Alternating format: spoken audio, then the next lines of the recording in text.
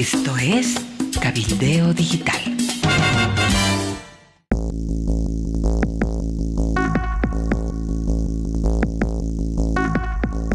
Hola, ¿qué tal? Bienvenidos. Aquí comienzan las noticias de último momento. Cacho Herrera, ¿cómo está? Amalia, ¿cómo estás? Amigos del planeta, ¿cómo están? Bienvenidos a nuestro programa. Expectativa para esta noche.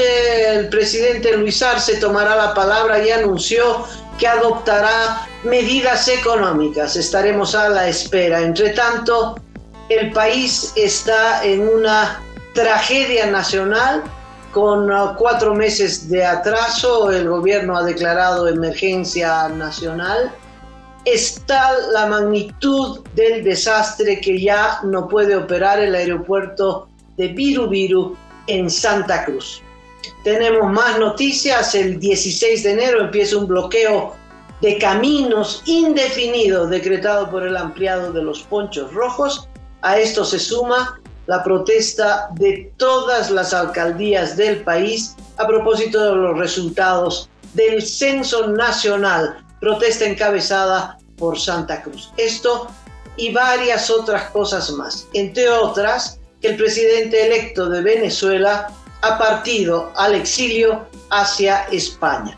Les estaremos detallando lo que acontece en Venezuela en la segunda parte de nuestro programa. Cacho, ¿arrancamos con los incendios? Sí, Amalia, ayer, este sábado, ha sido el día más contaminado en la capital cruceña. Es como si estuviese en Amalia en una especie de bóveda de humo constante, tremendo. La situación está tan complicada que ha tenido que suspender sus operaciones, sobre todo de salida de vuelos, Viru Viru, en 2 oportunidades. En la mañana suspendió, se atrasaron, toda la complicación que genera en los itinerarios aéreos, y en la noche volvieron a suspender, porque a media tarde, pasado el mediodía, ya se podía operar, pero en la noche tuvieron que suspender nuevamente, y en este momento hay una especie de incertidumbre de los pasajeros que tienen que volar de Santa Cruz a La Paz, a Cochabamba, incluso a conexiones aéreas. Es tan grave la situación, Amalia, que el alcalde de Santa Cruz ha dispuesto la salida de brigadas médicas en prácticamente todos los barrios cruceños para atender a la gente que ya está con serios problemas de conjuntivitis, afecciones respiratorias. Están distribuyendo colirios, pero en grandes cantidades, para que la gente pueda combatir los efectos de la humareda. Y han dispuesto que varias cisternas con agua recorran los barrios cruceños para hacer una aspersión de agua y bajar la cantidad de partículas de humo que están en suspensión en este momento en el aire en la capital cruceña. Es complicadísimo. Si esto está ocurriendo en Santa Cruz capital, imagínate en Guarnes, en Montero, en La Guardia, en toda esta gran zona metropolitana que está viviendo los efectos de los incendios, Amalia, que ya se contabilizan 64 activos por parte de la gobernación cruceña. Se calcula la gobernación cruceña que son 3,3 millones de hectáreas que se han consumido ya en el departamento de Santa Cruz. Si a esto le sumamos los 1.400.000 hectáreas en el departamento del Beni, estamos hablando de 4.700.000 hectáreas que ya se han consumido, que ya se han quemado con la fauna, con la flora que contienen estos reservorios naturales tan lindos, tan importantes en nuestro país. ¿Qué ha hecho el gobierno, Amalia? Ha dictado emergencia nacional después de una reunión que tuvieron varios ministros con cooperantes, con embajadores de otros países. Mucho tiempo después, el presidente sigue sin ir al lugar de los hechos, y entonces la cosa está tremendamente complicada, Amalia. Es muy doloroso lo que está sucediendo, y creo que se necesita ya la acción de la ayuda internacional lo antes posible para encarar este tema. 5 millones de hectáreas bajo fuego. Cacho, es un país que está bajo fuego, que se está quemando, que está quedando en cenizas. Uno dice la cifra y bueno, tal vez no conmueve mucho, ¿no? Porque uno no tiene la la imagen de lo que significa 1 millón de hectáreas, menos 5 millones de hectáreas, son proporciones tan enormes, ¿no? Pero de repente aparecen en las redes sociales las imágenes de los bomberos con los animales incinerados, con leopardos mamás que no pudieron salvar las crías, incinerados estos bellísimos animales con las crías, pues te podrás imaginar de ahí para abajo toda la escala de la gama, de la fauna, pájaros sin nido, los que sobrevivieron, de todo, Cacho. Y luego la tragedia de las familias que ven que el fuego se acerca a su pago, que el fuego va a devorar su cosecha de trigo, de soya o lo que fuera, que ya está próximo a la casa, que hay que salir corriendo con las guaguas, el llanto generalizado. Cacho, es algo, ¿sabes? Es la guerra en Gaza o la guerra en Ucrania sin misiles, ¿no? Es decir, esta gente que ha quemado para adueñarse de los parques naturales, para adueñarse de tierras, mira la tragedia que han causado. Es horroroso lo que está pasando en el país. Es posible, Cacho, que la naturaleza se recupere de acá a no sé cuántos años, tú mencionaste de acá a muchísimos años, pero nosotros hoy no nos vamos a recuperar. Estamos perdiendo millones y millones y millones de dólares que están siendo devorados por el fuego. Nosotros no nos vamos a recuperar. A esto se añade, Amalia, amigos, una altísima dosis de cinismo de parte de políticos de uno y otro lado. ¿A qué me refiero con esto? A que don Evo Morales, esta mañana en su programa dominical en Radio Causachi-Uncoca, reclamó que el presidente Luis Arce no haya ido a los lugares donde están siendo devorados por el incendio, y recordó él que en 2019 él sí estuvo en el lugar, pese a que con su chisguete no apagaba, digamos, los incendios, no sofocaba el fuego, pero dijo era una señal, yo daba ánimo, el presidente que esté ahí es una señal para que todos los bomberos, los militares se esfuercen más. Hizo recuerdo que se alquiló estas naves gigantescas que descargaban millones y millones de litros de agua para sofocar los incendios. Digo cinismo, Amalia, porque entre Evo Morales y Luis Arce habrán quemado al menos 10 millones de hectáreas en Bolivia. ¿Te imaginas eso? 10 millones de hectáreas, 5,7 para entrar en detalle con Evo Morales en 2019, y ya vamos por las 5 con Luis Arce en el 2024. Entre medio de eso, por supuesto que se han ido quemando también millones de hectáreas en los años 2020, 2021 y en los años venideros. Es realmente una mirada tan indolente con la gente, con la naturaleza, porque ambos, Evo Morales y Luis Arce, siguen manteniendo las leyes incendiarias. Nunca las derogaron, nunca las anularon, y por tanto Evo Morales y Luis Arce son lo mismo, son incendiarios a través de estas leyes, Amalia. Es realmente incomprensible, pero claro, estamos en política y entonces el cinismo vale para estos personajes. Pero también hay cinismo del otro lado, Amalia. He visto y escuchado declaraciones que realmente me sorprendieron tremendamente de don Zvonko Matković, expresidente de la Asamblea Departamental, porque ayer la gobernación cruceña declaró al departamento de Santa Cruz zona de desastre departamental, ya ni siquiera emergencia, desastre como lo hizo el departamento del Beni. ¿Qué dijo don Zvonko Matković? Dijo, ¿cómo es posible que recién ahora declaren desastre cuando los incendios están desde marzo? Vean ustedes, dijo a los cruceños, cómo es la pasividad de la gobernación actual.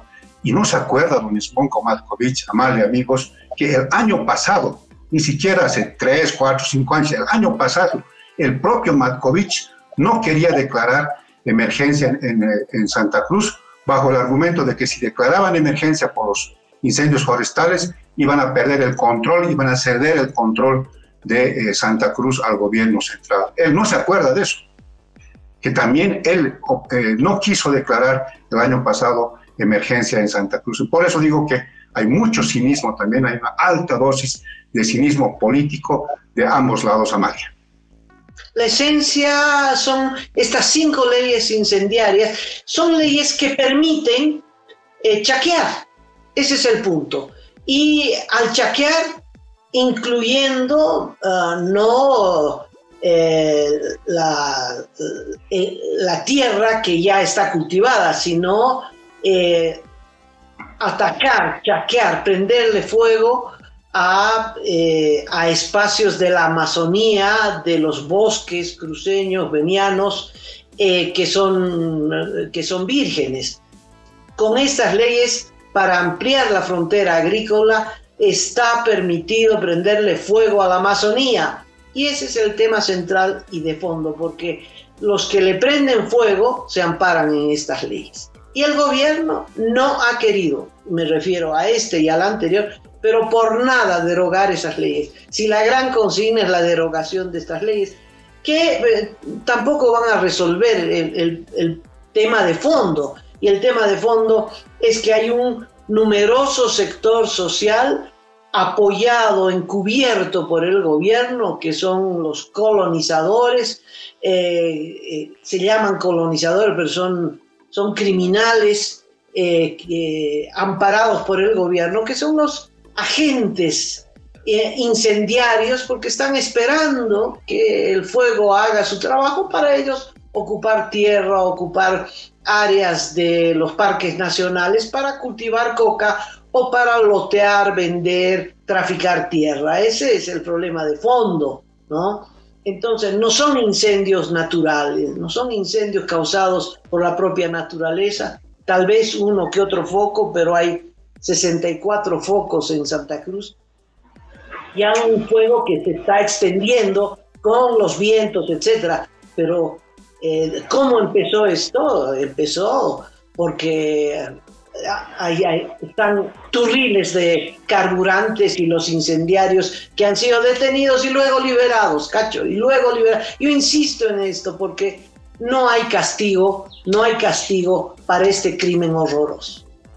Y habrá que recordar, Amalia, un hecho que también es importante, que hace a este no me importismo del mundo político respecto a la preservación del medio ambiente, de las reservas naturales. Hacía recuerdo el señor Calvo y también un periodista amigo nuestro, Hernán Cabrera, que en el último cabildo multitudinario que hubo en la ciudad de Santa Cruz en 2022, cabildo convocado por el tema del censo, se le entregó a la Brigada Cruceña la responsabilidad de promover la anulación de estas leyes incendiarias. Es una resolución de más de 1 millón de personas que le dicen a sus diputados y senadores: les entregamos la responsabilidad de que abroguen estas leyes incendiarias. Nunca hicieron nada, excepto la diputada Álvarez, que habría que no generalizar, que es una peleadora, una luchadora por el medio ambiente en su departamento. El resto no hizo nada, sabiendo incluso, Amalia, que el arcismo ya estaba en minoría. Podían hacer cosas, entrar en negociaciones, no necesitaban tanta parafernalia para anular estas leyes, pero ni diputados ni senadores cruceños hicieron algún esfuerzo por eliminar estas leyes que permiten esto que tú dices, el crimen contra la naturaleza en Bolivia. Bueno, Cecilia Requena, no te olvides que una gran luchadora a propósito de este tema, y habrá que oírlos por qué. ¿Qué pasó, Cacho? Terminamos ese tema, si te parece, con 2 convocatorias en La Paz. En todo el país hay convocatorias de marchas y de protesta a propósito de los incendios. No te olvides que este tema de los incendios, también el 2019 fue un factor que se combinó con el fraude electoral. Y ahora hay esta combinación, esta protesta esta rabia generalizada, este dolor colectivo en relación al impacto del fuego con el tema económico y con el tema político. Inmediatamente después estaremos hablando de los ponchos rojos y eso, pero puntualizo esta combinación de factores. Bueno, el martes hay una convocatoria, una autoconvocatoria, porque no dice quién convoca. Se quema Bolivia, nos concentramos para exigir una declaración de desastre nacional que ya se ha decretado y la abrogación de las normas incendiarias. Entonces, esto pasa a ser una lucha callejera y la convocatoria es a las 5 de la tarde el próximo martes a la altura de la cervecería. Y para el día siguiente, el miércoles 11 de septiembre, en la Plaza Baroa a las 6 de la tarde. Entonces hay dos convocatorias, es posible que ambas coincidan para que la población salga a reclamar el derecho de nosotros, los seres humanos, pero el derecho de la madre tierra, ¿no?, a sobrevivir, de esos millones de seres que se han calcinado a consecuencia de la irresponsabilidad, de la negligencia y del encubrimiento del gobierno a los incendiarios. Cambiamos de tema, Amalia, como tú has señalado, y nos metemos de lleno al tema político, este ajedrez político entre el levismo y el arcismo. Las últimas novedades tienen que ver con lo siguiente. Este sábado hubo un ampliado de los ponchos rojos opuestos al gobierno, un ampliado en el que participaron representantes de las 20 provincias del Departamento de La Paz, representantes del transporte pesado, de los gremialistas, sobre todo de la Ciudad del Alto, y se ha definido en este ampliado ir a un paro departamental nacional, así le llaman, o sea que tiene alcance departamental, pero puede extenderse al ámbito nacional, un paro departamental nacional a partir del 16 de este mes, del lunes 16, con bloqueo de caminos. O sea, y el principal dirigente de los ponchos rojos, el señor David Mamani, ha pedido a la población que se abastezcan de alimentos durante toda esta semana porque la medida, según ellos, va a ser dura, no va a pasar ningún alimento hacia las grandes ciudades del occidente, estamos hablando del Alto y de La Paz. En respuesta, el ministro de Gobierno, Eduardo del Castillo, ha dicho que no van a permitir, que se va a movilizar la policía para evitar los bloqueos de caminos. Esto es una especie de antecedente directo, Amalia, porque el martes 17 arranca la marcha del evismo desde Caracollo hacia La Paz. Por tanto, mientras los campesinos estén bloqueando el occidente del país, Evo Morales y sus seguidores estarán iniciando la marcha hacia la sede de gobierno. ¿Qué ha hecho el presidente? Seguramente ya viendo que se viene un conflicto político y social de grandes dimensiones, anoche apareció en un video anunciando que esta noche, a las 8 de la noche, a través de la señal del canal estatal, se va a referir al país. Dice que va a explicar, es lo que ha anunciado, las causas, el origen de la falta de los dólares y de los combustibles en Bolivia y va a plantear soluciones estructurales a este tema. ¿Cómo lee esto Evo Morales en su programa dominical? Dice, me va a echar la culpa. Va a tomarse un buen tiempo de eso para echarme la culpa de todos estos males, así que ya estoy preparado. Es igualito, dice, según Evo Morales, a las actitudes que tomaba en su momento el expresidente Carlos Mesa, cuando aparecía igual en los medios de comunicación y descargaba todo en contra de Evo Morales. Es una posición parecida a la que va a tomar, dice Evo Morales, respecto del presidente Luis Arce. Así están las cosas, semana tensa, momentos tensos que comenzamos a vivir, ya no solamente en el ámbito económico, ahora sí con más fuerza en el ámbito político, sindical y social. A ver, empecemos con los ponchos rojos, Cacho. Lo primero, se consolida el liderazgo de David Mamani. El gobierno pretendía desconocerlo y postular a sus propios dirigentes, a los vinculados con el arcismo, que también participaron en este ampliado. No vi todo el ampliado, hay que tener paciencia para verlo, ¿no? Pero lo que vi es muy interesante, la participación de provincia por provincia, es decir, es una instancia extremadamente democrática, ¿no? Donde cada sector participa con su liderazgo, ese liderazgo ha consultado a las bases hasta ir a comunidad por comunidad. Entonces, han participado las 20 provincias paceñas, cada una con su respectivo líder, y ninguna provincia ha desconocido a David Mamani. Eso es lo primero que hay que puntualizar, es que ha surgido un nuevo liderazgo, Cacho. Había un vacío de liderazgo desde la muerte del Maicu. El Maicu subía y bajaba de liderazgo oficial como secretario general de la Federación de los Tupac Katari, pero siempre fue el líder del movimiento campesino en La Paz. Después de su fallecimiento, ahí quedó un vacío. Hoy no hay más vacío de liderazgo en el movimiento campesino.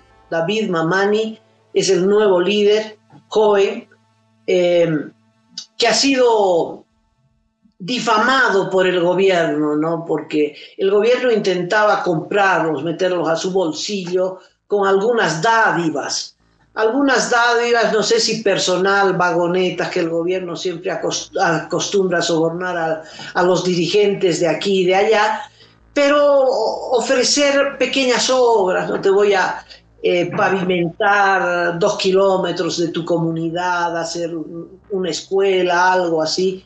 Y bueno, los Ponchos Rojos estaban en la casa del pueblo y dijeron, bueno, ¿quieres mi apoyo?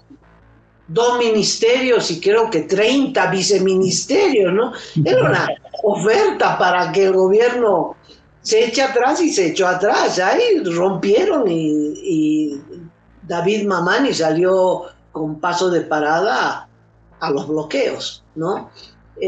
Dijo, querían que seamos sus yuncus, ¿no? Es decir, les ofrecieron migajas, los querían comprar con migajas a cambio de un apoyo político.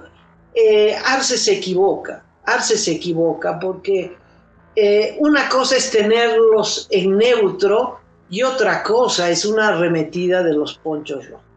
No hubo, Cachito, ningún gobierno que hubiera podido soportar una arremetida de los Ponchos Rojos. Estamos hablando de la sede de gobierno. No estamos hablando de San Ignacio de Mojo, ¿me entiendes? Estamos hablando de la sede de gobierno. Y lo que dice David Mamani es que va a haber un cerco a la ciudad de La Paz, un cerco a la sede de gobierno, habitantes incluidos, no solo el gobierno, habitantes incluidos. Entonces, y eso, ¿qué piden? No me queda claro qué es lo que piden, pero que es una decisión política trascendental importante, que se combina con el despertar nuevamente de Santa Cruz. El paro del viernes ha sido absolutamente contundente, no han necesitado de hacer bloqueos ni pititas, nada. El paro, fue contundente. Si el gobierno no toma en cuenta estos 2 factores, Cacho, es decir, los dos pilares de la movilización social están en pie de guerra, y el gobierno va a hablar esta noche y cabe a decir, si toma alguna medida, al margen de que le eche la culpa, ¿a quién le eche la culpa? A Evo Morales, que sí la tiene la culpa. Lo único que no dirá será que era el ministro de Finanzas para el desastre que hizo el anterior gobierno, y que ahora está 4 años en el gobierno. Él es el organizador de este desastre. Pero, en fin, al margen de los considerandos, lo importante es el por tanto. ¿Tomará alguna medida? ¿Subirá el precio de los carburantes? ¿Reducirá las subvenciones? ¿Reducirá los gastos públicos? Yo no creo. Pero bueno, hay que escucharlo. Pero imagínate que en este contexto de declaratoria de guerra de los Ponchos Rojos y de Santa Cruz en pie de lucha por su presupuesto, que eso es el censo, el gobierno dicte un gasolinazo. Ahí es la tormenta perfecta. Sí, sí, Amalia, hemos venido señalando casi machaconamente acá en el programa que el nudo gordiano, la razón de fondo, la causa principal de todo esto es la falta de dólares. Mientras no aparezcan dólares, no hay manera de resolver la crisis, Amalia.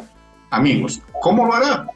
¿Será un mago que agite la varita mágica y aparezcan los dólares en los bancos, en las casas de cambio? No lo va a poder hacer. Y entonces él se siente acorralado. Hay una hermosa crónica, un muy lindo artículo de opinión que presenta hoy en nuestros portales Amalia Andrés Gómez, nuestro compañero periodista, que grafica de cuerpo entero la debilidad del presidente Luis Arce. Entonces, si añades ese perfil que tiene el presidente actual de los bolivianos con este tema irresuelto, que no encuentra salida, que es la falta de dólares, que es la base, es el núcleo de toda la crisis económica, realmente la cosa está sin salida. Y yo la verdad me sumo a tus palabras, no creo que esta noche nos diga como arte de magia, aquí están los dólares, decreto que haya dólares a partir de este lunes 9 de septiembre, eso no lo va a poder hacer. Medidas estructurales, dice, bueno, esperemos. Lo que sí es estructural es el despilfarro del poco dinero que queda. Y cambio de tema. El diputado de Vista, Héctor Arce, tengo que reconocer que es un gran diputado, es un gran fiscalizador, ¿no? También hay, por el lado de Comunidad Ciudadana y de Creemos, otros importantes fiscalizadores, pero Héctor Arce está dando en la tecla.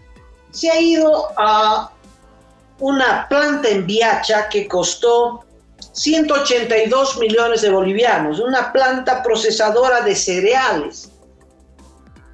El gobierno compitiendo con la empresa privada, y para liquidar la empresa privada y las moliendas privadas hizo su propia molienda de trigo, y además tenía que ahí producir fideos, harina y fideos.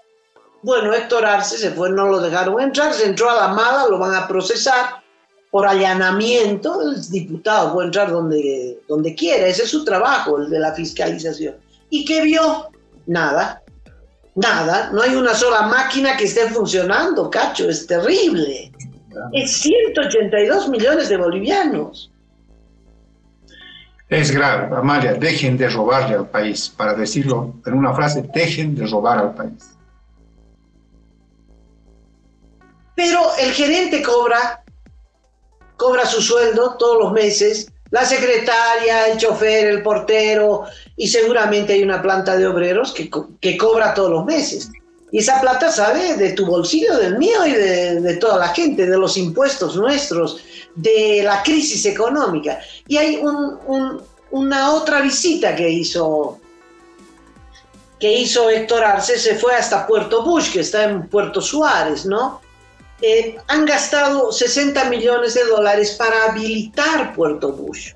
La idea es buena, esa sí es una buena idea. Puerto Bush tiene que funcionar porque es el puerto de embarque de las exportaciones cruceñas, muy importante para la salida de la soya, y si un día exportan acero, pues acero, cosa que no creo que ocurra, pero bueno.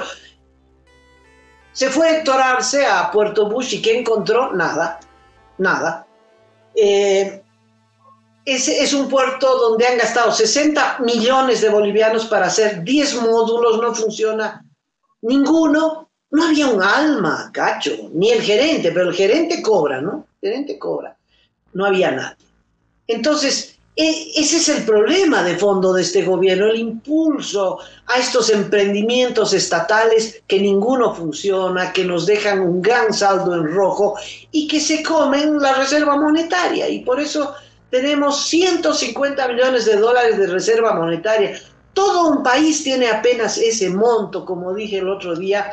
Esa es la caja chica de cualquier empresario. Lo que debería ocurrir es un despido en masa de directores, viceministros, ministros a cargo de esta área, porque han estructurado toda una especie de sistema, Amalia, bajo este eslogan de la industrialización, que son el gobierno de la industrialización. Hay un viceministro de industrialización, hay una dirección nacional que controla estos proyectos. Estamos hablando de lo que ha descubierto el diputado Héctor Arce, una planta fantasma y un puerto fantasma. Esto le tiene que, por supuesto, hacer rodar la cabeza mínimamente a autoridades nacionales. No va a ocurrir, Amalia, no va a ocurrir. Porque es parte de una especie de organización destinada a lo que tú decías, a quitarle lo poco que tenemos en impuestos a la gente que aporta mensualmente. El tema es que no es suficiente ni gerentes ni viceministros, porque el ideólogo de esto es el presidente. Hay que cambiar de gobierno, Cacho, ese es el tema. Hay que esperar el 2025 rogando que no haya fraude electoral, ¿no? Pero es urgente el cambio de gobierno. Así es, Amalia. A ver, esperaremos qué es lo que dice esta noche el presidente en su mensaje al país. Ha generado expectativa su anuncio, todo el mundo va a estar atento y seguramente las reacciones también van a ser de orden económico, político y social, porque el martes, Amalia, está prevista la marcha de la COP oficialista, de la COP arcista, bajo la conducción de Juan Carlos Borachi. Yo pensé que iban a marchar un poquito más lejos. No, es desde La Ceja hasta la sede del órgano legislativo, pero seguramente con mucha presencia de funcionarios públicos, esta vez disfrazados de obreros y de sindicalistas, van a marchar desde el polideportivo de la ciudad del Alto hasta el kilómetro cero, hasta la Plaza Murillo. Silbatina general, eso es lo que puedo anunciar para esa marcha. El pueblo se va a poner a los dos costados, a ambas aceras para silbarlos. Acuérdate, van a hacer un papelón. Bueno, Cacho, a propósito de los anuncios y antes de entrar a Venezuela, he quedado pues impactada. Tengo que reconocer que el ministro de Injusticia, Lima, no deja de sorprenderme, me sigue sorprendiendo, porque ahora dijo que va a nombrar al fiscal general del Estado plurinacional por decreto. Cacho, por decreto, el fiscal general no se puede nombrar por decreto. Claro, no se debería hacer, pero tenemos contralor interino por decreto. Tenemos otras autoridades interinas por decreto. Entonces, esto viene ya desde el régimen de Evo Morales, interinatos por decreto, pasándose por alto lo que manda la Constitución y las leyes. Es un mensaje extremadamente raro, el de Iván Lima, porque no hay que olvidar que él está queriendo ser candidato a ser fiscal general del Estado. Entonces el mensaje, entre líneas, puede ser: pónganse de acuerdo y aquí estoy yo para asumir semejante responsabilidad en aras de la justicia del país, que sea. Pónganse de acuerdo y este pechito hará lo que corresponde, ¿no? Pero si no se ponen de acuerdo fuerzas políticas del Parlamento, el presidente puede firmar un decreto y aquí estoy yo para asumir el cargo. Esa parece ser la lectura de don Iván Manolo Lima Magni. Tienes razón, no debería sorprender. Tienes razón. Ahora sí, vamos a Venezuela, porque las cosas están muy, muy críticas. En las últimas horas, Edmundo González Urrutia ha emprendido un vuelo a España hace unas 2 semanas, que es lo que dicen los reportes periodísticos desde España. Se comenzó a negociar el asilo político y que ha sido concedido por el gobierno de Pedro Sánchez, y entonces está volando para iniciar su exilio en España, y esto ha generado un montón de repercusiones en Venezuela y fuera de Venezuela, porque algunas personas, algunos liderazgos y algunos entendidos en el tema creen que esta es una especie de derrota, de concesión al chavismo, y que podría ser el inicio del fin de este gran intento por sacar al chavismo del poder en Venezuela. Otros criterios apuntan a que González Urrutia estaba realmente amenazado, que es una manera de precautelar su seguridad, incluso su vida, y entonces es una movida táctica. No se sabe lo que va a ocurrir con María Corina Machado y los otros dirigentes de la oposición unida en Venezuela. Entonces, en este momento es toda una ola de repercusiones, pero en minutos más seguramente ya el ganador de las elecciones venezolanas estará pisando suelo español e iniciando su exilio por estas amenazas del chavismo que sigue reprimiendo, sigue persiguiendo a los opositores en Caracas y en otras ciudades del país. Parece que la dictadura de Maduro se consolida, o por lo menos queda claro que es una dictadura de principio a fin, ¿no? Ya ese formalismo, esa envoltura democrática que se intentaba dar con la convocatoria de elecciones, con el acuerdo de Barbados, en fin, todo eso era un formalismo y ya la dictadura ha dejado de todo aquello de lado y ya de frente, soy dictadura y qué, ¿no? Entonces la lucha es frontal contra una dictadura peor que la de Pinochet, peor que cualquiera de las dictaduras militares. Es una dictadura afincada en el narcotráfico y sostenida por las armas. Sí, la salida de el presidente electo, Edmundo González Urrutia, muestra que no hay una caída rápida de Maduro, ¿no? Y que es bueno protegerlo porque estaba amenazado de muerte. Hubo una negociación entre España y la dictadura de Maduro para poder proteger al presidente electo, y España se lo llevó, le mandó un avión militar, un avión oficial de España, lo protegió en la embajada de España y Maduro tuvo que otorgarle el salvoconducto, que era una buena forma de librarse de él, pero está ahí. El presidente electo no estará en territorio venezolano, pero está vivo y estará protegido en España. Esto me parece muy importante. Un elemento de la historia. No es malo que haya salido, Cacho. Es muy bueno que defienda, que se lo proteja. Es una persona ya mayor, ¿no? No soportaría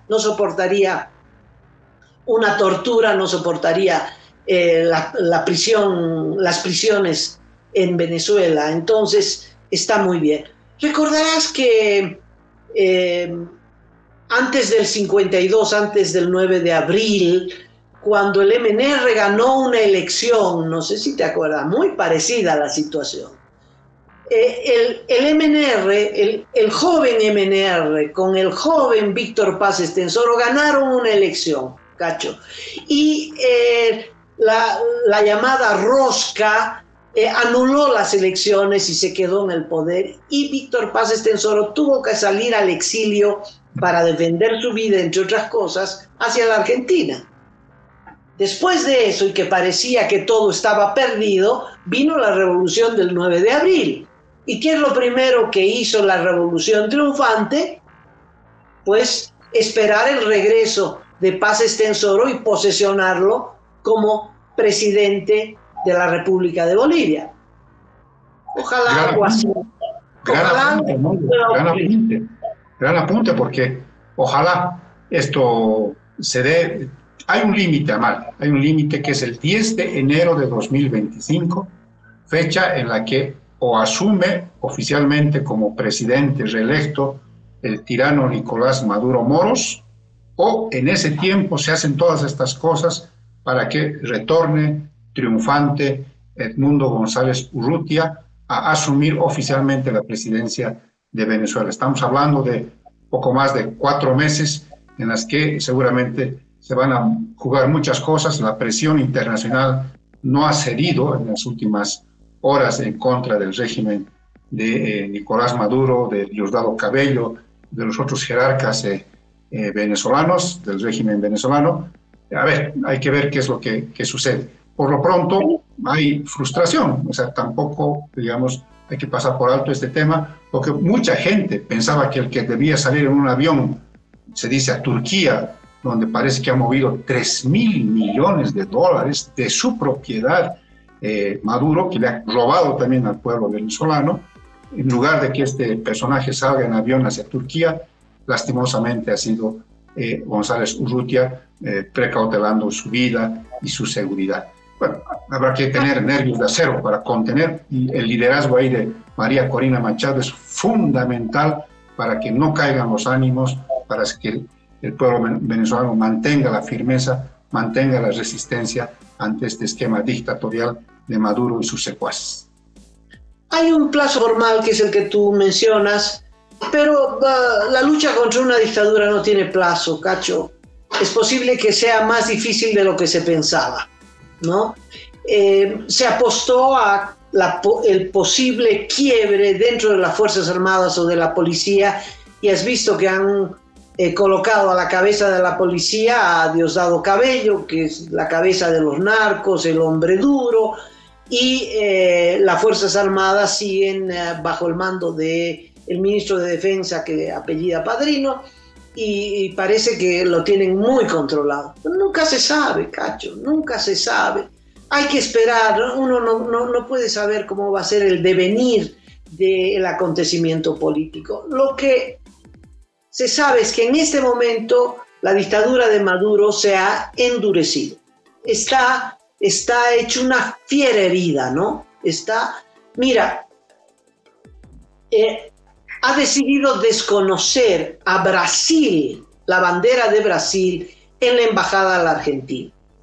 Y parece que se va a entrar y va a detener a los 6 presos que estaban asilados en la embajada, hablemos en presente, que aún están en la embajada argentina. ¿Quiénes son esos 6? Eran los que dirigían la campaña electoral de María Corina. Entonces los amenazaron y los quisieron detener y se metieron a la embajada de la Argentina antes de las elecciones. Hay una ruptura de relación entre Maduro y Milei, y Maduro, como a otras embajadas, especialmente a la Argentina, les da 48 horas para que todo el cuerpo diplomático abandone Venezuela. Eso es lo que hacen, y Argentina le entrega su embajada al Brasil, que se supone está a la cabeza de Lula, amigo, más o menos amigo de Maduro, y Maduro aceptó, pero en las últimas horas Maduro dijo: ya no reconozco la bandera del Brasil, y lo más probable es que se entre para detener a estos 6 asilados políticos. Eso es muy grave. Las detenciones siguen, los desaparecidos siguen, y mientras esto avanza, hay 3 hechos en el mismo sentido. Uruguay y la Argentina se suman al pedido de detención inmediata de Maduro ante la Corte Penal Internacional, y a este pedido, que es muy importante, Argentina y también Uruguay, se suman 31 exmandatarios. Casi todos los españoles, salvo José Luis Zapatero, ¿no? Sí. Son 3 hechos muy importantes, salvo que el Washington Post hace estallar un escándalo para demostrar la protección de la Corte Penal Internacional a Maduro. Tú tienes los detalles sobre esto. La información que publicó The Washington Post da cuenta de que el fiscal principal de la Corte Penal Internacional, el señor Karim Khan, tiene a su cuñada, a la hermana de su esposa, como abogada de Maduro, de Diosdado Cabello, ante la Corte Penal Internacional. Y nunca se dijo nada, nunca se objetó el conflicto de intereses a partir de esta relación tan cercana, porque estamos hablando de la cuñada, de la hermana, de la esposa de Karim Khan. Es más, hay videos que están circulando en redes sociales de cómo Karim Khan estuvo en los últimos 2-3 años varias veces en Caracas, reuniéndose con el propio Maduro, y el último video da cuenta del anuncio de la apertura de una oficina, una representación de la Fiscalía de la Corte Penal Internacional que tiene sede en La Haya, en Caracas. El fiscal general anunciando como una especie de oficina de seguimiento, no sé qué, inventándose un justificativo, pero está claro que había ahí un nexo entre el fiscal general y el régimen chavista. La comunidad internacional, que es lo sorprendente, Amalia, no dice nada, es una pasividad, pero increíblemente enorme. El fiscal general tampoco ha dicho nada de manera oficial, pero lo que se presume, lo que se especula en medios internacionales es que ha corrido millones y millones de dólares para, de alguna manera, tener controlado para que Maduro, Cabello y los otros jerarcas del chavismo no sean acusados, no se activen las denuncias de delitos de lesa humanidad que pesan sobre ellos, y que una de estas es el pedido que hacen los 31 expresidentes iberoamericanos, que se libre una orden de aprehensión contra Maduro, contra Cabello, por delitos de lesa humanidad. Pero esto no es reciente, también hay antecedente, una fiscal africana. Amalia, tú tienes el detalle. Bueno, sí, esta ha sido la política de Maduro, sobornar a los fiscales para paralizar el proceso, es decir, con pruebas, con testimonios de miles de violaciones a los derechos humanos, delitos de lesa humanidad que no proscriben. Esta misma hermenéutica de acercarse al fiscal general por alguna vía, mira que le encontraron a la cuñada, ¿no? Están usando a la cuñada del fiscal general de la Corte Penal Internacional es la abogada de Maduro. ¿Dónde más, Cacho? ¿Dónde más? Bueno, antes de este fiscal había una fiscal que era africana, Fatou Bensouda, me cuesta un poquito mencionarla. Estuvo muchos años de fiscal. Y ante ella, en 2014, se presentó la primera denuncia de delitos de lesa humanidad. Resulta que la dictadura de Maduro nombró a una embajadora en La Haya, que era pariente de Tarek, entonces era el ministro de Petróleo. No sé si ahora Tarek es el fiscal general de Venezuela. Es verdad. Bueno, la puso a la hermana de embajadora, y esta embajadora tuvo una relación muy próxima con la fiscal general. Muy próxima, pero muy próxima, con varios millones de por medio, ¿no? De almuerzos conjuntos, de cenas, de visitas, en fin. Y esta fiscal no hizo nada contra Maduro. El 14 se presentaron las denuncias. El 18 dijo que iba a haber una investigación preliminar. El 20, esa investigación preliminar no había avanzado en nada, en nada. Hay un libro de una persona que se llama Walter Vázquez, parecido al Walter Vázquez nuestro, pero es Walter Vázquez en Venezuela, que hizo un libro así de voluminoso, detallando, ¿no?, de por qué la Corte Penal Internacional no avanzaba en la investigación de delitos de lesa humanidad cometidos por la dictadura de Maduro. Y este es el vínculo. Ni bien hay una acusación, Maduro mueve todos los millones que te puedas imaginar para encubrir a través del vínculo con los fiscales. Pero estamos hablando, Cacho, de un tribunal que no es el tribunal de Caracas, ¿no? Estamos hablando del tribunal de La Haya, se supone que es el máximo tribunal de la democracia. Es realmente indignante, pero al mismo tiempo sorprendente cómo esta maquinaria criminal, dictatorial de Venezuela ha extendido todos sus tentáculos, incluso para llegar, imagínate, a la más alta corte penal del mundo. No estamos hablando de ni siquiera continental, es el tribunal top del mundo en materia penal, y sobre el que tiene influencia a través de los fiscales, de los acusadores. Imagínate semejante osadía del régimen chavista.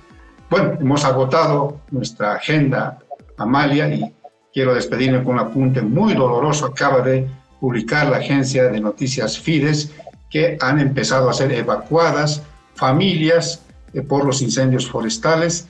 Este es un testimonio de una dirigente de las mujeres indígenas de Concepción, estamos hablando de un municipio en Santa Cruz. Dice: da ganas de llorar, es una gran impotencia, está fuera de control el fuego, dice Doris Chacón, la presidenta de la Organización de Mujeres Indígenas Originarias Chiquitanas de Concepción, quien ha informado a la agencia de noticias Fides que 40 familias están siendo evacuadas de urgencia porque el fuego amenaza la vida de estas personas en Concepción, en el departamento de Santa Cruz. Así están las cosas con los incendios forestales, Amalia, realmente doloroso. Los que no tienen escapatoria son los animales, Cacho. Millones y millones, es una pena profunda, profunda. Bueno, Cacho, con estas malas noticias nos despedimos. Lamentablemente, sinceramente, yo intenté encontrar alguna buena noticia para levantar el ánimo, algo, y mira, es aplastante esta pesadumbre, ¿no? Es peor que el COVID, el fuego que está devorando nuestras esperanzas también. Bueno, Cacho, me despido de vos y de todos los amigos que han seguido el programa, y será hasta la próxima edición, esperando el anuncio del presidente esta noche, que por supuesto comentaremos en una próxima edición. Abrazos, Amalia, nos vemos en la próxima edición. Chao.